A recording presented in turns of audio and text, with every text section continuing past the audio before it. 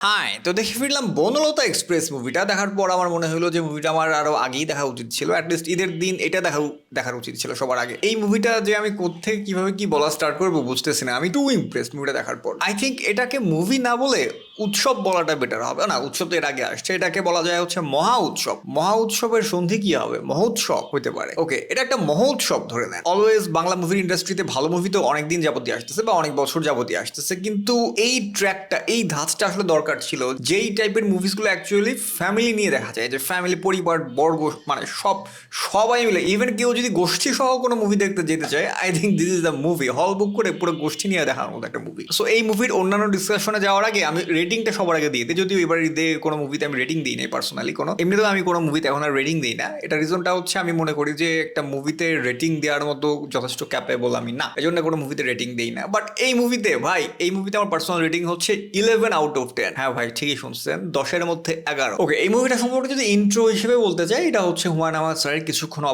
উপন্যাস অবলম্বনে নেওয়া হয়েছে। এই উপন্যাসটা আমি আই থিঙ্ক ক্লাস 6 or 7 থাকতে পড়ছিলাম, অনেক ছোট ছিলাম তখন। আমার স্টোরি, আমার জাস্ট কোর বেসিকটা মনে আছে, বাট ইন ডিটেল আমার তেমন কিছুই মনে ছিল না। আমি ভাবছিলাম একবার যে উপন্যাসটা আরেকবার রিড করে তারপর যাবো হচ্ছে মুভিটা দেখতে, বাট এখন আর উপন্যাস পড়ার মতো অবস্থায় আমি নাই অ্যাকচুয়ালি। হুমায়ুন আহমেদ স্যারের উপন্যাস আমি লাস্ট পড়ছিলাম মনে হয় আরো 10-12 বছর আগে। এর মধ্যে আর পড়া হয় না, এখন আর পড়তে পারি না। এনিওয়ে, যদিও আমার উপন্যাসটা রিসেন্টলি পড়া হয় নাই, তারপরও যতদূর যা মনে আছে তার থেকে আমি যেটা বুঝতে পারছি, উপন্যাস থেকে মুভিটার অনেকাংশে অনেক স্লাইট চেঞ্জেস আসছে, মানে এক্স্যাক্টলি হুবহু রাখা হয় না। আরেকটা কথা আমি বলতে যাচ্ছি, এই কথাতে আই ডোন্ট নো যে এটা কি ব্লাসফেমির মতো হয়ে যেতেছে কিনা। হুমায়ুন আহমেদ স্যার নিজেও যদি হচ্ছে এই কিছুক্ষণ উপন্যাস থেকে মুভিটা তৈরি করতেন, উনিও কি এত সুন্দর, এত পারফেক্ট অ্যাডাপ্টেশন উনি করতে পারতেন কিনা আমার যথেষ্ট সন্দেহ আছে। যখন কোনো উপন্যাস থেকে মুভির অ্যাডাপ্টেশন হয়, তখন বইটার ফিল কখনোই ফুললি থাকে না, এটা রাখা পসিবলও না, মানে পসিবল থাকার কথাও না। তারপরও একটা মোটামুটি অ্যাডাপ্টেশন করাটাও কিন্তু খুব টাফ একটা বই থেকে। সেখানে একটা বইয়ের এত সুন্দর অ্যাডাপ্টেশন, ইভেন আই থিঙ্ক অনেকাংশেই বেটার, মানে এটা এই জিনিসটাকে আরো বেটার করা হয়েছে। কিছুক্ষণ উপন্যাসটা কিন্তু খুব একটা বড় ছিল না, মানে মোটামুটি কত 80 থেকে 100 পেজের মধ্যে হবে, বা হায়েস্ট 120-30 পেজের বেশি হওয়ার কথা না। সেই উপন্যাস থেকে মুভির লেংথ আই থিঙ্ক ছিল অ্যাটলিস্ট 2.5 ঘন্টার মতো ছিল। সেই ক্ষেত্রে যেহেতু 2.5 ঘন্টার একটা মুভি, অনেকাংশে অনেক জিনিসপত্র অ্যাড করা হয়েছে, অনেক ডায়লগস অ্যাড করা হয়েছে, এক্সট্রা ক্যারেক্টার অ্যাড করা হয়েছে আমার যতদূর মনে হয়। কারণ হচ্ছে বেশ কিছু অ্যাডমিশন টেস্টের বেশ কিছু ক্যারেক্টার ছিল, এগুলো খুব সম্ভবত বইয়ে ছিল না। সো এই ক্যারেক্টারগুলা প্লাস হচ্ছে এক্সট্রা ডায়লগসগুলো আই থিঙ্ক মুভিটাকে আরো সুন্দর করছে। আর মুভিটা বর্তমান সময়ের সাথে অনেকটা রিলেভেন্ট করার জন্য অনেক বেশ কিছু ডায়লগস অ্যাড করা হয়েছে। যেমন হচ্ছে ওই যে একটা ডায়লগ যেটা কিনা ট্রেলার ছিল, যে 2টা কথা মনে রাখবা, এই লাইনটা আই থিঙ্ক বইয়ে ছিল না, এটা জাস্ট হচ্ছে ওই ওসি হারুনকে ট্রিবিউট দেওয়ার জন্য বা কোনো কারণে ওইটাকে টার্গেট করে আর কি লেখা হয়েছে এই ডায়লগটা। সো আমি বলবো যে এই মুভিটা একটা নস্টালজিয়া। আপনারা যারা হচ্ছে ছোটবেলায় হুমায়ুন আহমেদ স্যারের বই পড়তেন বা এখনো পড়েন, যারা হুমায়ুন আহমেদ স্যারের ফ্যান বা তার লেখার স্টাইলের ফ্যান, তাদের জন্য ভাই এটা একটা অমৃতের মতো লাগবে, এটা একটা মাস্ট ওয়াচ মুভি তাদের জন্য। হুমায়ুন আহমেদ স্যার তো এখন আর নাই, সো ওনার নতুন নাটক মুভি দেখা তো এখন আর পসিবল না, আসবেও না কখনো। সো সেই ক্ষেত্রে ওনার লেখার থেকে নতুন একটা কিছু পড়া বা দেখা, এই জিনিসটা একটা আলাদা একটা ফিল, আলাদা একটা নস্টালজিয়া। কোনো জায়গাতে আমি একদম আমার মানে ছোটবেলায় ফেরত গেছি দেখতে দেখতে, এতটা ভালো কাজ করছে। এটা একটা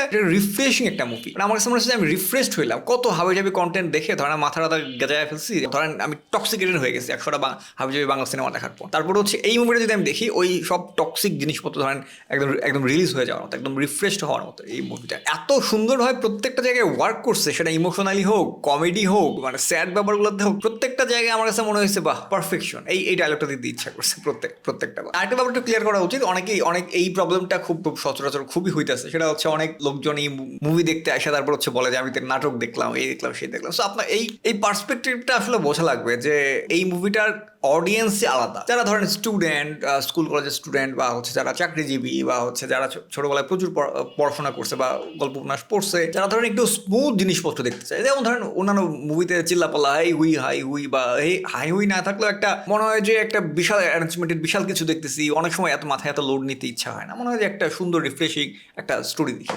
সো এটা হচ্ছে তেমন একটা ব্যাপার। এই মুভিটাতে হয়তো বা সেই টিপিক্যাল বাংলা মুভিগুলোর মতো কিছুই নাই, সেই টাইপের রোমান্টিক গান বা অ্যাকশন, মারামারি, ধরেন অ্যাডভেঞ্চার, অনেক কিছুই নাই, নাথিং। এই মুভির সাথে অবশ্যই অ্যাডভেঞ্চার শব্দটা অ্যাপ্লাই করা যায়, এটা অন্য টাইপের একটা অ্যাডভেঞ্চার হবে। এই উপন্যাসটা যেহেতু হুমায়ুন আহমেদ স্যার লিখছে, এই মানে তাকে একটা হ্যাটস অফ দিতেই হয় যে ভাই, একটা ট্রেনের বগির মধ্যে এত বিগ ইম্প্যাক্টের একটা স্টোরি ভাই কেমন লিখে ফেলা যায়, এটা হুমায়ুন আহমেদ স্যারকে না দেখলে বোঝা যাবে না। আমার কাছে মনে হলো যে আমি ছোটখাটো একটা গেম অফ থ্রোনস দেখলাম। গেম অফ থ্রোনস ধরেন বিশাল একটা ওয়ার্ল্ড, বিশাল একটা সিরিজ, 8 সিজন একটা সিরিজ, সেখানে বিশাল কিছু করতেছে, এখানে অমুক অমুক বংশ, ওইদিকে তমুক বংশ, ওইদিকে তমুক বংশ, এতগুলা ফ্যামিলি, তাদের মধ্যে ঝামেলা হইতেছে, বাগবিতণ্ডা হইতেছে, ঝগড়া হইতেছে, আবার মিল হইতেছে, আবার হাসাহাসি হইতেছে, অনেকে খারাপ কাজ করতেছে, তার বিনিময়ে সে শাস্তিও পাইতেছে। ডোন্ট গেট মি রং, এই মুভিটা কোনোভাবেই কোনো অংশেই গেম অফ থ্রোনস এর সাথে কোনো কিছুই না। আমি জাস্ট এইটা বলার জন্য এটা বলতেছি যে গেম অফ থ্রোনস এর যে এই হিউজ ওয়ার্ল্ড, এই হিউজ ওয়ার্ল্ডে এত এত এলিমেন্টস, এত এত ঘটনা ঘটতেছে, ওইটার যে ইমোশনাল ইম্প্যাক্ট আমাদের মধ্যে পড়ছে বা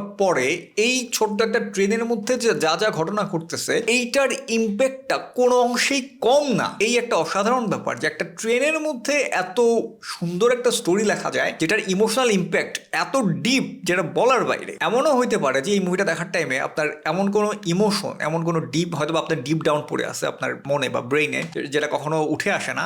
এই মুভিটা দেখার পর আপনার ডিপ ডাউনে থাকা কোনো ইমোশনও উঠে আসতে পারে আমার ধারণা। ওকে, আচ্ছা, এইবার হচ্ছে এই মুভিটার আমি যদি হচ্ছে স্টেপ বাই স্টেপ, যেটা হচ্ছে নর্মাল ইউজুয়াল অন্যান্য মুভিতে বলি, সেটা হচ্ছে ধরেন, সেটা হচ্ছে সিনেমাটোগ্রাফি, কালার, এগুলো নিয়ে আসলে আমি আর বলতে চাইতেছি না এই মুভিটাতে। মানে এই মুভিটা আসলে মানে এই সব নিয়ে বলার কথাই না, মানে দ্যাটস ডিফারেন্ট। মানে এই মুভিটা আমাকে যা দিছে, ওই সিনেমাটোগ্রাফি কি হইলো না হইলো, কালার গ্রেডিং, বাট কালারটা ভাই, কালারটা চমৎকার লাগছে। একটা আলাদা, ওই যে বললাম না, একটা আলাদা, আমাকে আলাদা একটা জগতে নিয়ে গেছে আমার কাছে মনে হয়েছে, ডিফারেন্ট একটা জার্নির মধ্যে দিয়ে আমি গেছি। ওই যে গত বছরের উৎসব মুভিটারও সেম ব্যাপার ছিল, যে একটা আলাদা একটা জার্নি, এটা অন্য অন্য অন্য একটা ট্র্যাক। এই ব্যাপারটাকে আমি কিভাবে বলবো আমি বুঝতেছি না। ধরেন এবার 5টা মুভি না, ধরেন 5টা মুভি যাইতেছে ধরেন এক সাইড দিয়ে, এই একটা আলাদা মুভি ধরেন এই ট্র্যাক দিয়ে, ওটা 4টা এক ট্র্যাকে, এই একটা মুভি ধরেন আলাদা একটা ট্র্যাক। এটা অন্য একটা টাইপের মুভি, যেটা কোনোভাবেই ওই মুভিগুলোর সাথে কম্পেয়ারেবল না। এইবার আসলে হচ্ছে সবচেয়ে গুড ব্যাপার এই মুভিটার, যেটা আমার একদম শুরু দিয়ে বলা দরকার ছিল, বাট স্টেপ বাই স্টেপ আসার কারণে পরে বলছি, সেটা হচ্ছে এই মুভির ব্যাকগ্রাউন্ড মিউজিক। এত জোস, দেখা গেছে এমনও হয়েছে যে খুব সিম্পল একটা মিউজিক, ধরেন সিম্পল দুটা মানুষ কনভারসেশন করতেছে, কথা বলতেছে, আবার হচ্ছে ধরেন অথবা ট্রেনের এক বগি থেকে আরেক বগিতে হাইটা যাইতেছে, জাস্ট সিম্পল নর্মাল, খুবই সিম্পল একটা মিউজিক, যেটা হয়তোবা মনোযোগ দিয়ে না শুনলে হয়তোবা কানেও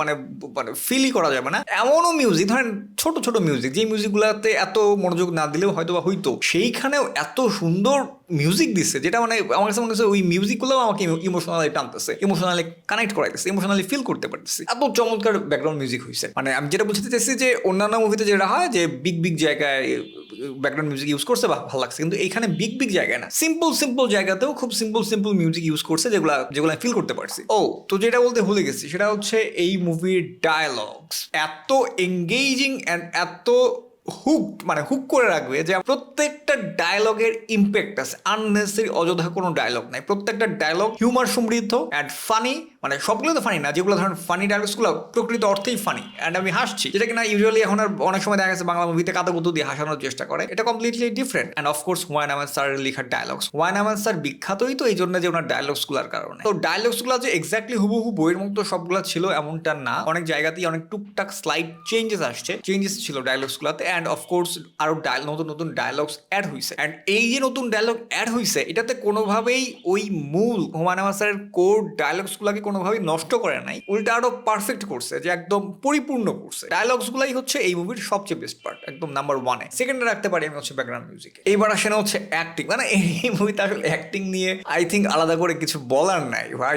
এখানে দুজন লেজেন্ডারি অ্যাক্টর এখানে একসাথে, যেটা হচ্ছে মোশাররফ করিম এবং চঞ্চল চৌধুরী, মানে অন্য ব্যাপার। প্রত্যেকেই ভাই এত ভালো লাগছে, আমি পুরো টাইম আমি হুকড হয়েছিলাম, সেটা চঞ্চল চৌধুরী হোক, মোশাররফ করিম হোক, তারপর হচ্ছে আজমেরি হক, বাঁধন হোক, শ্যামল মাওলা ভাই, একটা জায়গায় না বললেই নয়। একটা পোর্শন আছে যেখানে শ্যামল মাওলা কান্না করে, এই জায়গাটা এত জোস, এই লোকটা এত সুন্দর ডেলিভারি দিছে যে আমি তার দিক থেকে ওই টাইমটা চোখ সরাইতে পারিনি। সে এত জোস একটা ডেলিভারি দিছে, একটা কান্নার একটা অংশ। ইভেন অ্যাক্টিং এর কথা যদি বলছি, মানে এখানে অনেকগুলো ক্যারেক্টার, ইউজুয়ালি দেখা যায় অন্যান্য মুভিতে যে দেখা গেছে ক্যারেক্টার নিছে, বাট হাতে কোনো একটা দুইটার ক্যারেক্টারকেই সব ফোকাস দেয়, অন্য ক্যারেক্টারগুলোকে পাত্তাই দেয় না, যে এগুলো আছে নাকি নাই, এগুলো গুরুত্ব দেওয়ার টাইম নেই। কিন্তু এই মুভিটাতে মানে প্রত্যেকটা ক্যারেক্টার, সেটা যত ছোট ক্যারেক্টারই হোক না কেন, যত ছোটই তার রোল হোক না কেন, ওই ক্যারেক্টারটাকে এমনভাবে প্রেজেন্ট করছে যে আমি প্রত্যেকটা ক্যারেক্টারের সাথে আমি কানেক্টেড ফিল করতে পারছি। ধরেন টোটাল মুভিতে যদি 1 মিনিটের জন্যও থাকে একটা ক্যারেক্টার, সেও একটা গুড একটা ইম্প্যাক্ট ফেলে গেছে মুভিটাতে। এবার আসে হচ্ছে গানের ব্যাপারে, এত সুন্দর গানগুলো ব্যবহার করছে, মানে সবাই আমাদের পরিচিত গান, অর্থহীনের চাইতেই পারো,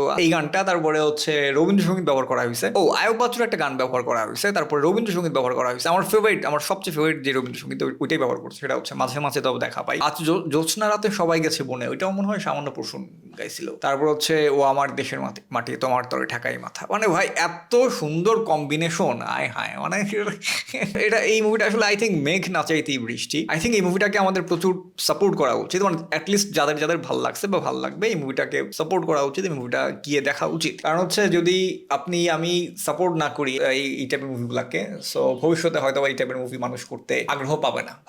কারণ ভালো মুভি যদি না চলে এই সব জিনিসপত্র আর হয়তো সামনে আসবে না যদি সাপোর্ট না করি। হুমায়ুন আহমেদ স্যারের একটা দুটো মুভির কথাই যদি বলি, ধরেন কথার কথা শ্যামল ছায়া, বা ধরেন কথার কথা যেমন শ্যামল ছায়াতে কিন্তু একটা বোট একটা নৌকার মধ্যে সব ঘুরতেছে, তারপর হচ্ছে ধরেন 9 নম্বর বিপদ সংকেত, সেখানেও একটা বাড়ির মধ্যে সব ঘুরতেছে। সো এই টাইপের মুভিসগুলা দেখা গেছে সবাইকে নিয়ে দেখা গেছে ফ্যামিলি গ্যাদারিং এর মধ্যে এই টাইপের মুভিসগুলো দেখা যায়, যেটা কিনা এখন আর বাংলা মুভিতে খুব একটা আসে না, বা নাই বললেই চলো। হুমায়ুন আহমেদ স্যারও নাই, আর এই টাইপের মুভি যারা করবে বা করতে পারে তারা হচ্ছে অনেকেই হয়তো সাহস পাচ্ছে না এই টাইপের মুভি করলে কি চলবে কিনা, মানুষ দেখবে কিনা। এটাই আর কি, যে আমাদের উচিত যে তাদের সাহসটা জোগানোর জন্য বা তাদেরকে সাহস বাড়ানোর জন্য হলো এই মুভিগুলো আমাদের দেখা উচিত, সাপোর্ট করা উচিত। আর একটা কথা আমি অলওয়েজই বলি, যেটা হচ্ছে আমার ভিডিওসগুলো বা হচ্ছে আমার এই ধরনের রিভিউসগুলো, এগুলো আসলে প্রপার রিভিউ না, আমি রিভিউ বলে দাবিও করি না, জাস্ট হচ্ছে বলার জন্য টাইটেলে দিয়ে দিই রিভিউ। বাট এটা জাস্ট বলতে পারেন যে আমার এক্সপিরিয়েন্স, আমি একটা মুভি দেখতে গেলাম, মুভি সম্পর্কে আমার কেমন লাগলো কি লাগলাম জাস্ট আপনাদের সাথে শেয়ার করলাম, দ্যাটস ইট। এটা কোনোভাবেই প্রকৃত রিভিউ না, দ্যাটস দ্য কথাবার্তা।